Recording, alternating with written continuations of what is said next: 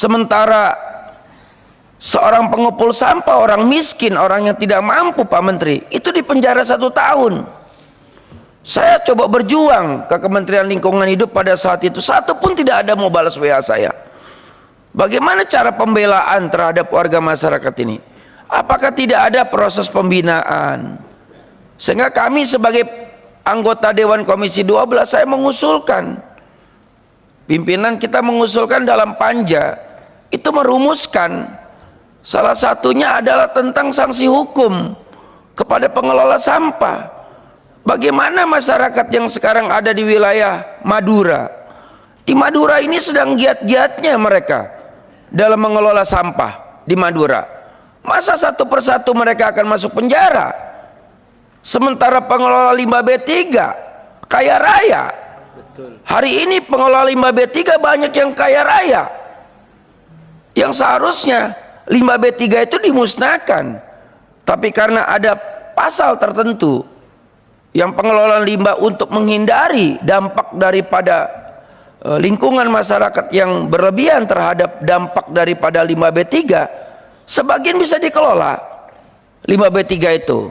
Saya ambil contoh, yang pertama masalah aki baterai. Aki baterai ini yang dimusnahkan adalah komponen-komponen tertentunya, sisanya plastik-plastik yang ada bisa didaur ulang. Pengelola limbah B3 menjadi industri yang bisa mengelola limbah baterai menjadi limbah plastik. Dia jual itu, kaya raya. Betul. Yang punya limbah B3. Bagi-bagi lagi. Nah, ini pertanyaannya. Yang kedua, masalah ini limbah rumah sakit. Limbah rumah sakit ini jarum suntik, obat-obatan dan sebagainya, itu dikelola dalam limbah B3 untuk dimusnahkan katanya. Tapi kenyataannya jarum suntik yang bekas nyuntik-nyuntik orang, belum lagi sisa-sisa daripada jarum suntik akibat COVID-19, itu juga bisa dikelola dan dijual kembali. Ini aturannya seperti apa?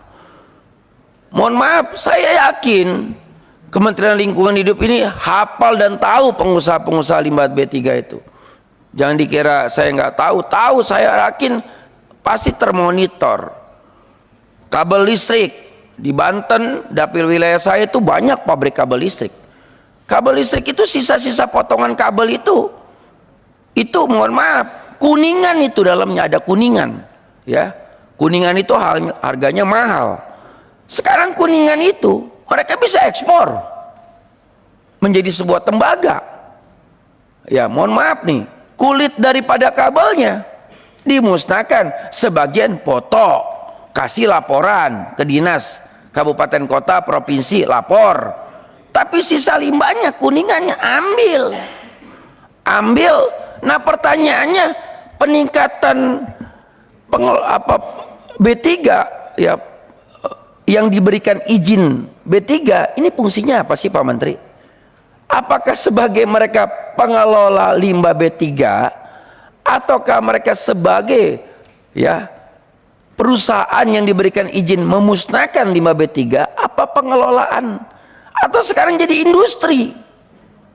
Nah, akhirnya mohon maaf, bukan hanya nikel yang menjadi industrialisasi, ya, limbah B3 pun menjadi industri kecil lagi.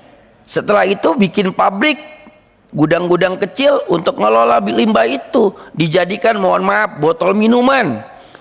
Apa nggak mati masyarakat nanti?